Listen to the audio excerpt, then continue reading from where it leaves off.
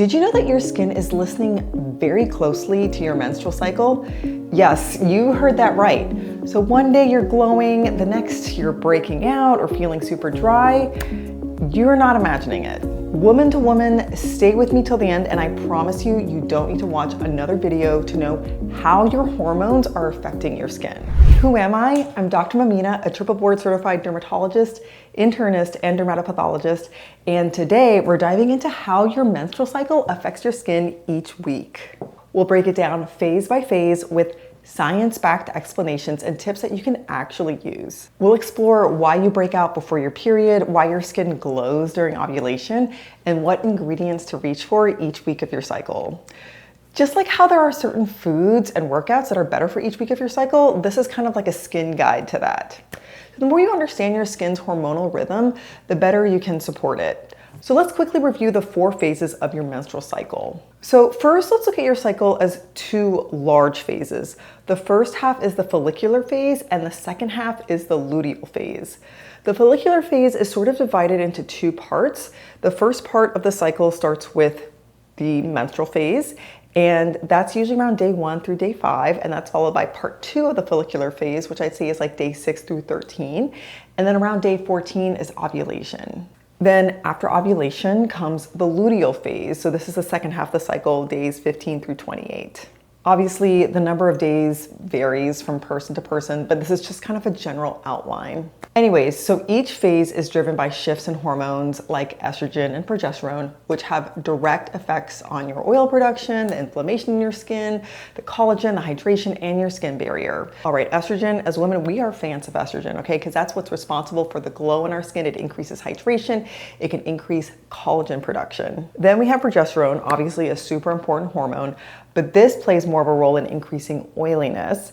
Testosterone can also stimulate sebum or oil production, as well as acne and inflammation. And then we have cortisol, which is a stress hormone, and that can spike during PMS when we may or may not be a little bit more stressed out, and that can cause inflammation as well as affect our oiliness level and type. So let's start with the first half, starting with the first part of the follicular phase, the menstrual phase. So this is day 1 through 5. So during your periods, which is the first part of the follicular phase, estrogen and progesterone levels are at their lowest. So as a result, your skin might feel a little bit more dull, more dry, or more sensitive than usual. And as a result, your skin barrier may feel a little weaker right now, which means it's more prone to irritation and slower healing. Also, as you can see in this graph, the ratio of testosterone to estrogen and progesterone may be a little bit higher in some people, which is why some people are also having acne during their period. So what do you want to do during this time? Well, you obviously want to focus on hydration and moisturization, look for ingredients and products like hyaluronic acid, glycerin, ceramide, squalane, and then use gentle cleansers, avoid harsh cleansers or harsh exfoliants, and add soothing ingredients to your routine like Centella asiatica or panthenol. Panthenol is also hydrating too. So just a little pro tip while you're on your period, keep your routine simple and supportive. This is not the week to try new actives. Obviously, if you've been using actives for a long time, keep doing that, but don't start any kind of new, potentially irritating products during this time. Right, next we're in the second part of the follicular phase. This is day 6 through 13. So as you can see in this graph, during the second part of the follicular phase, estrogen is now rising, and this can boost collagen, elastin, and skin hydration. And this is often when your skin starts to look and feel its best. It's glowy, it's firm, it's more smooth, inflammation is low, and your barrier is stronger. So what do you want to do during this time? Well, this is a great week to introduce actives if you haven't used them before, whether it's vitamin C or alpha hydroxy acids. So, alpha hydroxy acids include things like lactic acid or glycolic acid, which help with exfoliation. So you might want to do those 1 to 2 times during this period to enhance that glow. And of course, don't forget your SPF. Obviously, don't forget your SPF during every day, okay? Every day, not just during this part of your follicular phase. It's just important, obviously, for skin cancer prevention. But, if you are using actives like exfoliants, retinoids, your skin is a little bit more vulnerable to the sun. So SPF is super important with that. All right, next is the ovulation phase, which is around day 14. Estrogen peaks and your skin is thriving, okay? Glowy, plump, and firm.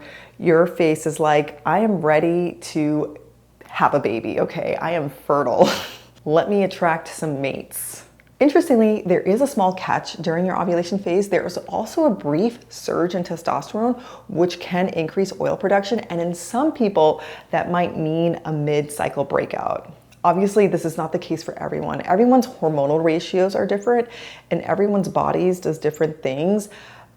So you're fine, but I definitely have like a subset of patients who break out during ovulation, and that's because testosterone wants to do a little bump, as you can see in the graph. So what do you want to do during this time? You want to keep using moisturization, obviously non-comedogenic, keep using your SPF. If you get acne, you could spot treat, whether it's with salicylic acid, sulfur, benzoyl peroxide. You want to keep your pores clear with a gentle AHA or BHA toner like every other day. And yeah, just maintain that glow. And then lastly, we have the luteal phase, which is in the second half of the cycle. So in the luteal phase, progesterone is rising after ovulation. And for many people, this can mean more oil production, so potentially more clogged pores, more inflammation. And so you'll notice that a lot of people will have those breakouts right before their period starts. That's because there's like this surge in progesterone. And then like testosterone is also like gradually rising too. And in some people, if the testosterone is rising like pretty high, especially as like the progesterone and estrogen dip, that will like continue on with the acne breakouts, you know, throughout the period. And like I mentioned, the estrogen is lowering, and with that, you know, less hydration, potentially a weaker skin barrier, and yeah, with the oiliness, that hormonal acne. So this is what people refer to when they say hormonal acne. It's that period before your period. It's just the perfect storm with the progesterone rising and then the testosterone rising as the progesterone and estrogen are falling. So what do you want to do during this time? Well, you definitely want to prioritize anti-inflammatory ingredients. We love niacinamide. Azelaic acid is wonderful too for acne, for soothing the skin. And then of course you want to use ingredients that can help with pores, oil production, acne, so things like salicylic acid daily. There's also clay masks. Clay masks can help like absorb oil. So if you want to do just like a little like self-care, little ritual, use a clay mask during this period of time, especially if you're prone to like increased oiliness and breakouts. Also, just want you to take a little mental note. This is when you're most likely to overdo it because your skin's gonna feel oily. Please resist the urge to pile on the actives. Instead, you want to support and balance, okay?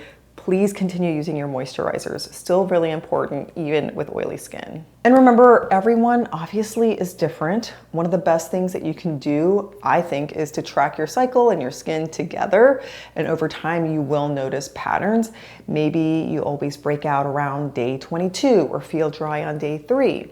So I recommend using things like a cycle tracking app and jot down skin changes weekly and then adjust products slightly each week instead of overhauling everything. I think that this personalized approach can potentially save your skin and your sanity. There's also lifestyle tips that can support your skin and hormones. So skin isn't just topical, okay? Supporting your hormone health overall will help keep your skin balanced. So doing things like eating a balanced meal with healthy fats, fiber, protein, obviously prioritizing sleep, move your body regularly, exercise. This all improves hormone regulation. You want to limit alcohol and sugar, especially in the luteal phase. And then find ways to de-stress, especially during that luteal phase, because stress increases cortisol, and then cortisol spikes can impact your skin barrier as well as oil production. And I mentioned this earlier, that there are certain foods that are also good for each week of your cycle, as well as certain exercises.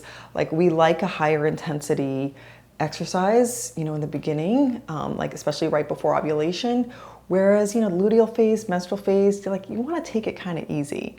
So I think there's a lot of good resources out there. And I think that really being in tune with your body, whether it's with exercise, food, your skincare, will make a huge difference. We, like as women, like our hormones dictate so much of our lives.